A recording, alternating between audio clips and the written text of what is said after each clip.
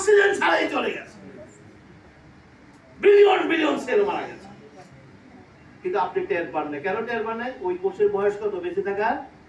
1000 বছর। আপনাকে সে বুঝতে দেয় না, কিন্তু 20-30 বছর পর সে তো আর এই দায়িত্ব পালন করতে এবার শুরু হয়ে মানে কি মানে হচ্ছে সে কিন্তু আর দায়িত্ব পালন করতে অক্সিজেন নিতে পারছে না। অক্সিজেন না নিতে পারলে কি আপনি বাঁচতে পারবেন? বাঁচার কোনো সুযোগ নাই। মেসেজটা ক্লিয়ার? তাহলে এই ক্ষতিটা কে করলো? এই ক্ষতিটা কে করলো? নিজেই। মনে রাখতে হবে, সুস্থ থাকার জন্য আপনাকে যা যা প্রয়োজন তাই করতে হবে। কারণ আপনি যদি অসুস্থ হন, সেটা কিন্তু ডাক্তার রিকভারি করতে পারবে।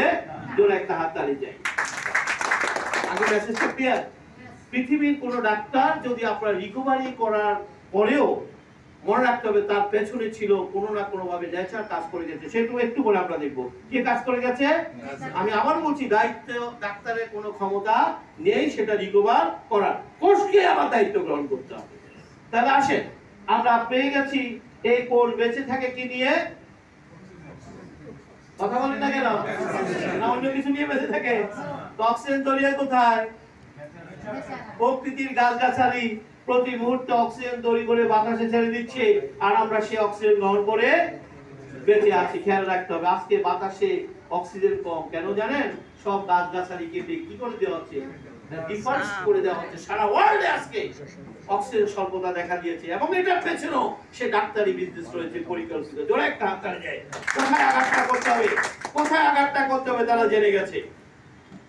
খেয়াল রাখতে হবে। যার কারণে ইচ্ছে কেন? আপনি হাসপাতাল তৈরির আগে তো বনায়ন তৈরি করবেন। জোরে একটা হাততালি চাই। আপনি আমার জন্য আধুনিক হাসপাতাল বানাচ্ছেন, আমার জন্য আধুনিক আইসিইউ বানাচ্ছেন, আধুনিক ভেন্টিলেশন বানাচ্ছেন। কি এগুলো দিয়ে আমি বাঁচতে পারবো? একদিকে দিয়ে আমার বনায়ন কেটে উজাড় করে দেওয়া হচ্ছে। তাহলে বুঝতে পারছেন, একটা চক্র আপনাকে অসুস্থ করে তোলার জন্য সমস্ত প্রজেক্ট।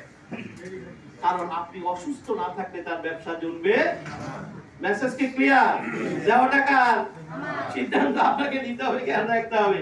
তাহলে আমরা পেয়ে গেছি এই কোষের দরকার খাবার। মেইন আলোচনা, এই কোষের কি দরকার?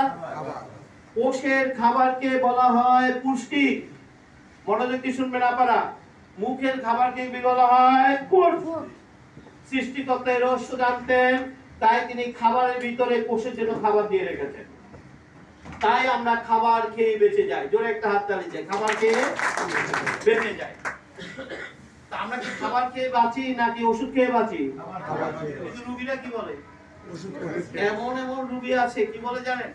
জানেন উনি কত বড় ডাক্তার, 6 মাসের আগে অ্যাপয়েন্টমেন্ট পাওয়া যায় না। মানে বলার সময় বলে, ঠিক আছে কিনা, আমার সচিব বন্ধুকে দিয়ে আমি কি দিছি? অ্যাপয়েন্টমেন্ট নিয়েছি। আমি যদি একবার ওনার দেওয়া ড্রাগ মিস করতাম, কত আগে আমি মারা যেতাম। আচ্ছা বলুন তো দেখি, ওনার কথাটা রাইট না রং? পুরাটে রং। উনি অনেক বড় ডাক্তার, ওনার অনেক বড় ডিগ্রি আছে, তাদের আমাদের কোনো বিরোধ নেই। কিন্তু উনি রোগীকে কি খেতে দিয়েছেন? আর ড্রাগের ব্যাপারে সায়েন্সে কি বলা আছে?